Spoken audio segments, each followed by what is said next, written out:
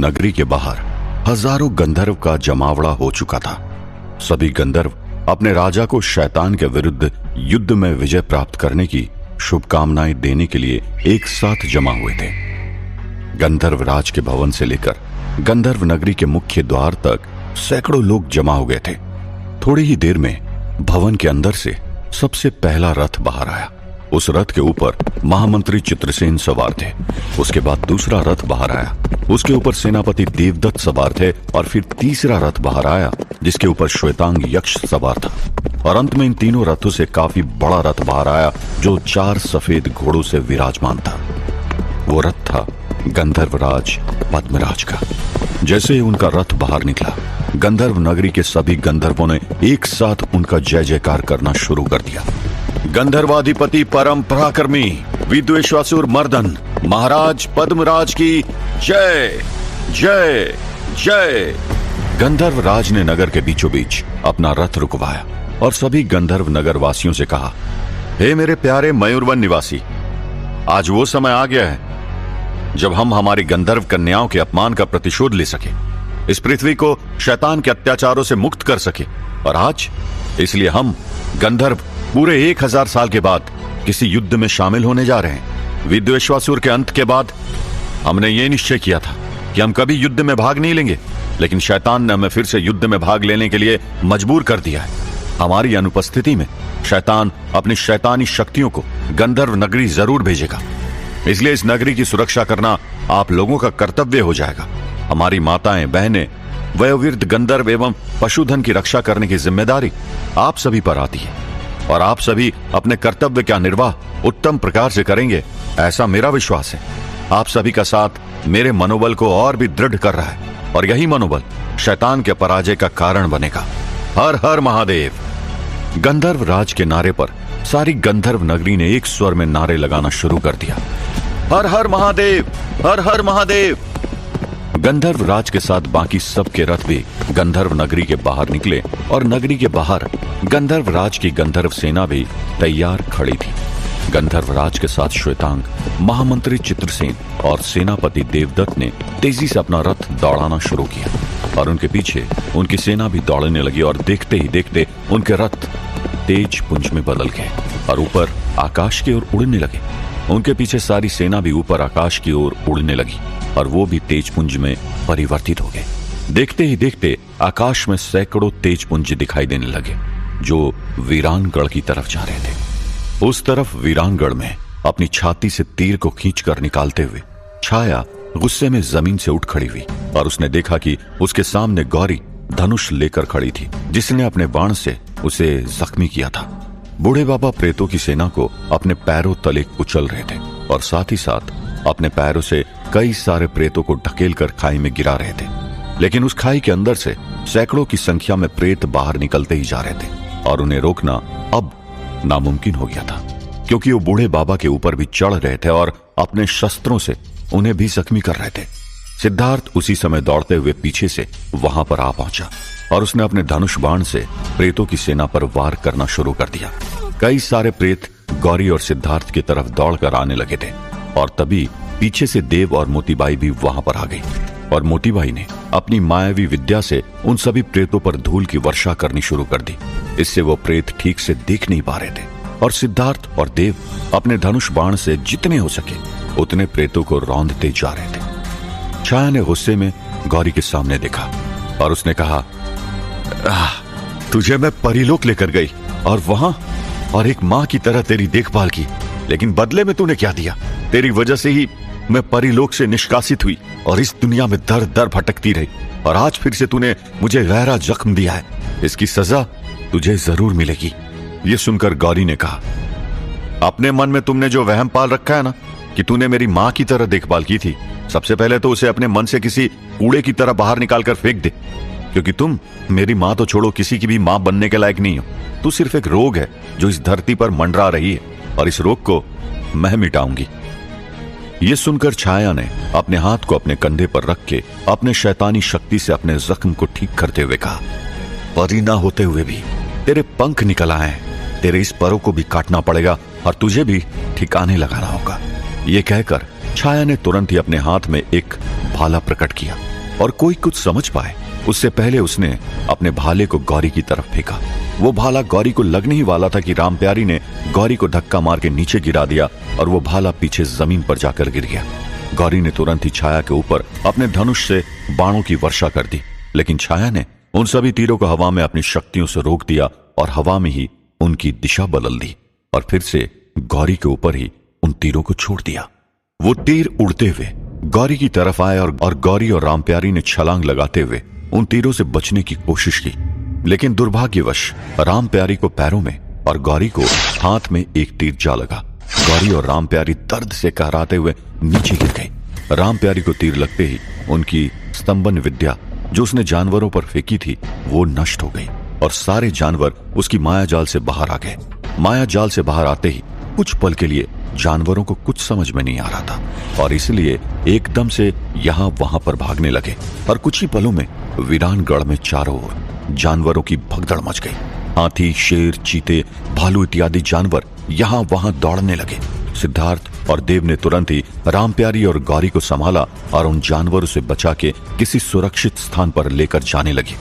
मोतीबाई ने अपनी मायावी शक्ति से हवा को इतनी जोर से बहाना शुरू कर दिया कि गांव की सारी मिट्टी और भी ज्यादा फैलने लगी, जिसके कारण जानवर कुछ भी देख नहीं पा रहे थे। बूढ़े बाबा ने इसका फायदा उठाकर अपने हाथ और पैरों पर चढ़े हुए प्रेतों को झटक के नीचे फेंक दिया और अपनी अणिमा शक्ति का प्रयोग करते हुए फिर से एकदम छोटा रूप धारण कर लिया और एक पेड़ के पास जाकर नीचे बैठ गए। अपनी दिव्य शक्ति द्वारा उन्होंने एक जाल बनाना शुरू कर दिया।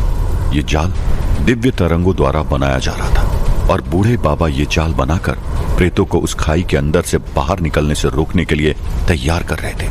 उसी समय अचानक किसी जानवर ने मोतीबाई को जोरों से जमीन पर पछाड़ दिया और उनके ऊपर पैर रखकर दूसरी तरफ चला। मोतीबाई दर्द के मारे जोरों से चीखी। सभी को उनकी आवाज सुनाई दी, लेकिन मोतीबाई कहीं पर भी दिखाई नहीं दे रही थी क्योंकि आसपास चारों तरफ धूल उड़ रही थी और जानवरों की भगदड़ मची हुई थी। तभी गौरी ने मोतीबाई की चीख सुनकर जोरों से उन्हें पुकारा, मोतीबाई! उस तरफ सुजान जमीन पर चारों तरफ हनुमान जी की मूर्ति का सुराग ढूंढ रहा था। तभी उसकी नजर उस पत्थर पर पड़ी जो जमीन से बाहर निकल रहा था। ये वही पत्थर था जिसके साथ उसका पैर टकरा गया था और वो नीचे गिर गया था। सुजान उस पत्थर के पास आया और उसकी आसपास की थोड़ी मिट्टी हटाकर उस पत्थर को ध्यान से देखने लगा। उसने देखा कि वो पत्थर मिट्टी के अंदर गड़ा हुआ था और साधारण पत्थर के मुकाबले काफी पतला और लंबा था। सुजान ने बिना समय गवाए तुरंत ही उस मिट्टी को खोदना शुरू कर दिया। उसके पास मिट्टी को खोदने के लिए कोई औजार नहीं था, इसलिए अपने उंगलियों के नाखून से ही वो मिट्टी को खोदने लगा। वो जितना हो सके उतनी तेजी से मिट्टी को खोदने लगा और जैसे जैसे मिट्टी हटती गई वैसे वैसे वो पत्थर दिखाई देने लगा। वो पत्थर पर बहुत सारी मिट्टी जमा हुई थी। सुजान को अब पूरी तरह से यकीन हो चुका था कि वो पत्थर कोई साधारण पत्थर नहीं था, बल्कि काले रंग का ग्रेनाइट का पत्थर था। सुजान को यकीन होने लगा कि हो न हो वही हनुमान जी की मूर्ति थी। देखते ही देखते उसने थोड़े ही समय में काफी सारी रेत और मिट्टी खोद डाली और आखिरकार वो पत्थर पूरी तरह से मिट्टी से बाहर आ चुका था। लगभग 4.5 फीट का वो पत्थर सुजान को पूरी तरह दिख रहा था। उस पत्थर पर कई वर्षों की मिट्टी की परतें लगी हुई थी। सुजान ने उस पत्थर को उठाने की कोशिश की, लेकिन वो पत्थर काफी भारी था और उठाना तो दूर की बात, वो तो हिल भी नहीं रहा था। सुजान ने उसको उठाने की बहुत कोशिश की, लेकिन वो पत्थर अपनी जगह से हिलने को भी तैयार नहीं था। सुजान ने काफी कोशिश की, लेकिन वो पत्थर इतना भारी था कि अपनी जगह से थोड़ा सा भी नहीं हिला। सुजान चिंता में पड़ गया। वो सोचने लगा कि ये तो अपनी जगह से हिल भी नहीं रहा, फिर मैं इसे उठाकर गांव तक कैसे लेकर जाऊंगा। सुजान उस पत्थर को उठाने के लिए फिर से प्रयास करने लगा, लेकिन काफी देर प्रयत्न करने के बाद भी जब वो पत्थर थोड़ा सा भी नहीं हिला तो सुजान थक कर हार कर वहीं पर बैठ गया। सुजान पूरी तरह से पसीने से तरबतर हो गया था। वहीं पर बैठे बैठे सुजान की नजर अचानक से उस पत्थर के बाजू में मिट्टी के बीच में रिस रहे पानी की बूंदों पर पड़ी। ये देखकर सुजान काफी अचंभित हुआ। उसने सोचा, रेगिस्तान के बीच में रेत और मिट्टी के बीच में से ये पानी कहां से आ रहा है। उसने तुरंत ही उस जगह को अपनी उंगलियों से और थोड़ा खोदने का प्रयत्न किया। जैसे उसने कुछ मिट्टी और पत्थर को वहां से निकाले तो उसके आश्चर्य का पारा नहीं रहा, क्योंकि वहां से पानी की छोटी सी धारा बहने लगी रेगिस्तान के बीच में शुद्ध पानी की ऐसी धारा देखकर सुजान काफी खुश हुआ। उसने सबसे पहले उस पानी में अपने हाथ धोए और उस पानी को पीकर अपनी प्यास बुझाई। तभी उसे वहीं पर मिट्टी के अंदर कुछ चमकीला चमकीला नजर आने लगा था। उसने तुरंत ही आसपास की मिट्टी को अपने हाथ से खोदा और उस चमकीले चीज को खींचकर बाहर निकाला। उस वस्तु को बाहर निकालकर उसने उस पानी की धारा में धो लिया और धोते धोते उसे पता चला कि वो चमकीला पदार्थ और कुछ नहीं बल्कि चांदी का कलश था। ये देखकर वो एकदम आश्चर्यचकित हो गया और उसे यकीन हो गया कि ये वही स्थान था जहां पर 1800 साल पहले हनुमान जी की मूर्ति को रखा गया होगा, क्योंकि वो पत्थर और चांदी का कलश इस बात की पुष्टि कर रहा था। उसी वक्त न जाने कैसे लेकिन सुजान को आत्मस्फुरणा हुई, यानी कि उसकी अंतरात्मा उससे कुछ करने के लिए कहने लगी। सुजान ने अपनी अंतरात्मा की आवाज इस बार अनसुना नहीं किया और उसने तुरंत ही उस चांदी की कलश को अच्छी तरह से धोकर उसके अंदर उस बहती हुई धारा से पानी भरा और उस चांदी के कलश से उसने उस काले ग्रेनाइट के पत्थर पर पानी डालना शुरू कर दिया। जैसे जैसे सुजान उसके ऊपर पानी डालते गया वैसे वैसे उसकी परतें पिघल के नीचे बहने लगी। कलश खाली होने पर सुजान ने फिर से उस धारा में पानी भरा और फिर सिर्फ पत्थर के ऊपर पानी डालने लगा और देखते ही देखते ऊपर की मिट्टी की परत हटने लगी और एकदम से हनुमान जी की मुखाकृति दिखने लगी। तभी सुजान को एहसास हुआ कि वो उस पत्थर पर पानी नहीं डाल रहा था बल्कि हनुमान जी का अभिषेक कर रहा था। हनुमान जी की मुखाकृति देखते ही सुजान के रोंगटे खड़े हो गए और उसकी आंखों से हर्ष के आंसू बहने लगे। उस रेगिस्तान में चारों तरफ शीतल पवन बहने लगी और अचानक से आसपास के जंगल से सैकड़ों पक्षियां चहचहाते हुए वहां पर आने लगे और उनके चारों ओर मानो प्रतीक्षण करने आ रहे हैं। उस तरह आकाश में गोल गोल उड़ने लगे। सुजान उस पत्थर के ऊपर एक के बाद एक कलश भर के पानी से अभिषेक करने लगा और उसने पूरे 51 कलश से अभिषेक कर लिया और धीरे धीरे पूरे पत्थर के ऊपर से सारी मिट्टी की परतें हट गई और हनुमान जी की संपूर्ण अखंड आकृति दिखाई देने लगी। तेजस्वी मुख, हष्ट-पुष्ट शरीर, एक हाथ में गदा और दूसरे हाथ में संजीवनी पर्वत था। उनकी पूंछ लंबी थी जो उनके सर के ऊपर दाहिनी ओर से बाएं ओर तक जा रही थी। उनके छाती पर भगवान श्री राम की छवि थी और उनकी प्रतिमा की एक ओर सूर्य तो दूसरी ओर चंद्र का चिन्ह बना हुआ था।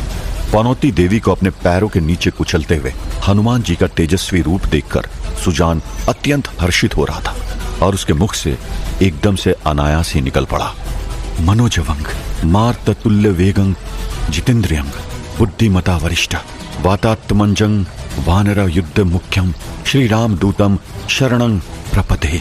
सुजान के मुख से हनुमान जी का यह श्लोक भी किस तरह निकला उसे ये भी नहीं पता चला, लेकिन सुजान को इस वक्त इस बात का बिल्कुल भी आश्चर्य नहीं हुआ। वो तुरंत ही उस गड्ढे में से बाहर निकला और वहां से थोड़ी ही दूर जो जंगल था वहां पर गया और वहां पर जाकर उसने कुछ पान के पत्ते तोड़े और एक पेड़ के ऊपर से उसका छिलका उतारा और उस छिलके में से धागे जैसा कुछ निकाला और पान के पत्ते उस धागे में पिरो दिए। उसी जंगल के बाजू में सिंदूर का पेड़ था जिसमें से कुछ सिंदूर के फल निकाले और दौड़ता हुआ फिर से वहां पर आया। सुजान ने पान के पत्तों की माला हनुमान जी की मूर्ति को पहना दी और सिंदूर के फलों को अपने हाथ के बीच में मसलकर उस सिंदूरी रस को हनुमान जी की मूर्ति के ऊपर लगा दिया। ये करते ही वह हनुमान जी की मूर्ति के सामने दंडवत प्रणाम करने के लिए जमीन पर लेट गया और हाथ जोड़कर प्रार्थना करते हुए बोला, हनुमान जी महाप्रभु मेरा प्रणाम स्वीकार कीजिए। मैं ना ही आपकी पूजा करना जानता हूँ और ना ही आपकी विधिवत आवाहन एवं विसर्जन की विधि जानता हूँ। बस मैं केवल इतना जानता हूँ कि आप ही हमारे तारणहार हो। आपकी इस प्रतिमा को मैं उठाने में भी असक्षम हूँ, तो मैं आपको मेरे गांव किस तरह लेकर जा पाऊंगा। शैतान की पराजय और उसके वध के लिए आपका गांव में स्थापित होना अनिवार्य है प्रभु। कृपा कीजिए, मेरे साथ वीरानगढ़ चलने की कृपा कीजिए प्रभु। सुजान ने प्रार्थना एकदम ही भाव से की थी। तभी अचानक पीछे से बुलंद स्वर में किसी ने सुजान को पुकारा, सुजान। सुजान के कानों में जैसे ही उसका नाम पड़ा वो एकदम से सतर्क हो गया और उसने मुड़कर पीछे देखा। उसने देखा कि पीछे एक वयोवृद्ध व्यक्ति खड़ा था। वो अत्यंत ही तेजस्वी दिखाई पड़ रहा था। उसके माथे पर तिलक था, सर पर सिर्फ एक शिखा को छोड़कर कोई बाल नहीं थी। उसने भगवे रंग के वस्त्र पहने हुए थे, हाथ में माला थी और पैरों में पादुका पहनी हुई थी। सुजान उस तेजस्वी व्यक्ति को देखकर दंग रह गया। सुजान ने अपने हाथ जोड़कर उन्हें प्रणाम करते हुए पूछा, जी आप कौन? इतना भव्य ललाट और तेजस्वी काया धारण किए हो, क्या इस ब्राह्मण के वेश में आप ही हनुमान जी हो? उस ब्राह्मण ने हंसते हुए कहा, नहीं, मैं हनुमान जी नहीं हूं वत्स, मैं तो मात्र उनका दास, उनका भक्त हूं। मेरा नाम वसुभूति है। मैं ही अन्य ब्राह्मणों के साथ इनकी मूर्ति को आज से 1800 साल पहले विनीतागढ़ उर्फ वीरानगढ़ लेकर आ रहा था। फिर जब से वो हादसा हुआ तब मेरा शरीर तो नष्ट हो गया, लेकिन तब से लेकर आज तक मैं अपने इस आत्म स्वरूप में ही हनुमान जी की प्रतिमा की रक्षा और उनकी सेवा कर रहा हूं। मैंने ही इस मूर्ति की प्राण प्रतिष्ठा की थी और आज मेरे ही प्रभाव से तुम्हारे मुंह से हनुमान चालीसा का पाठ हुआ और मेरे ही प्रभाव से तूने हनुमान जी का वो दिव्य श्लोक का जाप किया। ये सुनकर सुजान भाव विभोर हो गया और वसुभूति ब्राह्मण के पैर छूकर उनसे आशीर्वाद लिए। सुजान ने वसुभूति ब्राह्मण से कहा, हे विप्रवर, मेरा गांव और मेरे लोग बहुत ही संकट में हैं। साक्षात शैतान हमारा शत्रु है और उसके साथ हमारा युद्ध हो रहा है। ऐसी परिस्थिति में यदि हनुमान जी की यह मूर्ति वहां पर नहीं पहुंची तो शैतान की शक्ति कभी कमजोर नहीं होगी और उसे हराना लगभग नामुमकिन हो जाएगा। इस दिव्य मूर्ति को किसी तरह वीरानगढ़ पहुंचाना ही होगा। यह कार्य मेरे पिता तुल्य बूढ़े बाबा ने मुझे सौंपा है, किंतु ये मूर्ति तो मेरे द्वारा हिल भी नहीं रही है, तो इसे मैं वहां तक किस तरह पहुंचा पाऊंगा? कृपा करके मेरा मार्गदर्शन कीजिए। यह सुनकर वसुभूति ब्राह्मण ने कहा, यह कोई साधारण मूर्ति नहीं है। इस मूर्ति की प्राण प्रतिष्ठा मेरे समेत अन्य कई विद्वानों ने मिलकर किया है और इस मूर्ति की प्रतिष्ठा के लिए कई गुप्त मंत्रों और कई गुप्त विधियों का प्रयोग किया गया है। अतः यह मूर्ति एकदम ही प्रकट प्रभावी है और इस प्रतिमा की सेवा में कई देवता अदृश्य रूप में निरंतर कार्यरत हैं। इसलिए इस मूर्ति को अपने साथ कहीं पर भी ले जाना अत्यंत कठिन एवं अत्यंत सहज है। सुजान को यह बात कुछ समझ नहीं आई और उसने पूछा, मैं समझा नहीं ब्राह्मण देवता, कोई कार्य एकदम मुश्किल और एकदम आसान एक साथ कैसे हो सकता है? वसुभूति ब्राह्मण हंसते हुए बोले, यदि तुम इस प्रतिमा को बलपूर्वक उठाकर ले जाना चाहते हो तो यह कार्य अत्यंत कठिन है और यदि भक्ति भाव से लेकर जाना चाहते हो तो यह कार्य उतना ही सरल हो जाएगा। सुजान ने पूछा, महाबलशाली हनुमान जी के सामने मैं बल का उपयोग किस प्रकार कर पाऊंगा? उनके सामने मेरी शक्ति तो धूल के तिनके के समान भी नहीं। अतः मैं इन्हें संपूर्ण भक्ति भाव से ही अपने साथ लेकर जाना चाहता हूं। आप केवल मार्ग प्रशस्त करें। यह सुनकर वसुभूति ब्राह्मण मुस्कुराए और उन्होंने सुजान को दाहिनी तरफ इशारा किया। सुजान ने देखा वहां पर एक बैलगाड़ी खड़ी थी, लेकिन उस गाड़ी में बैल नहीं बल्कि गाय का एक छोटा सा बछड़ा बंधा हुआ था। वसुभूति ब्राह्मण ने सुजान से कहा, हनुमान जी की इस मूर्ति को इस गाड़ी में पीछे सूखे घास पर रख दो और तुम्हें इस गाड़ी को इस बछड़े द्वारा हाँकते हुए वीरानगढ़ तक लेकर जाना होगा। ऐसा करने से इस मूर्ति को उस गांव तक लेकर जाया जा सकता है। उस छोटे से बछड़े को देखते हुए सुजान के मन में शंका उत्पन्न हुई और वो वसुभूति ब्राह्मण से कुछ पूछने जा ही रहा था कि वसुभूति ब्राह्मण ने सुजान को टोकते हुए कहा, मन में शंका उत्पन्न मत करना सुजान, चाहे कुछ भी हो जाए, लेकिन मन में लेश मात्र भी शंका नहीं उत्पन्न होनी चाहिए। तुम्हारे मन में यही शंका है ना कि इतना छोटा सा बछड़ा इतनी भारी प्रतिमा और साथ ही तुम्हारा भार एक साथ किस प्रकार सहन कर पाएगा? सुजान ने सर हिलाते हुए हाँ में जवाब दिया। इस पर वसुभूति ब्राह्मण ने कहा, इसकी चिंता तुम मत करो। इस बछड़े को ना ही इस प्रतिमा का भार लगेगा और ना ही तुम्हारा भार इसे महसूस होगा और ना ही इतना चलने पर इसे थकान लगेगी। बस तुम इस प्रतिमा को मन में किसी भी प्रकार की शंका लाए बिना इस गाड़ी को हाँकते हुए सीधे वीरानगढ़ लेकर जाना। रास्ते में तुम्हें ऐसी कई वस्तुओं का सामना करना पड़ेगा जिसकी तुमने कल्पना भी नहीं की होगी, लेकिन ऐसे समय पर भी मन में शंका कभी उत्पन्न नहीं होनी चाहिए। गांव पहुंचते ही जिस स्थान में हनुमान प्रभु को विराजमान होने की इच्छा होगी वो अपने आप वहां पर विराजमान हो जाएंगे। इसकी चिंता करने की तुम्हें आवश्यकता नहीं है, समझ गए? क्योंकि अगर तुमने मन में शंका उत्पन्न की तो हनुमान जी वहीं पर विराजमान हो जाएंगे और ये मूर्ति वीरानगढ़ कभी नहीं पहुंच पाएगी। सुजान ने हाथ जोड़कर सर झुकाकर उनसे कहा, जी ब्राह्मण देवता। उसी समय वसुभूति ब्राह्मण मुस्कुराए और सुजान को कहा, शुभ भवा। क्या सुजान बिना मन में शंका उत्पन्न किए हनुमान जी की उस मूर्ति को समय रहते वीरानगढ़ पहुंचा पाएगा?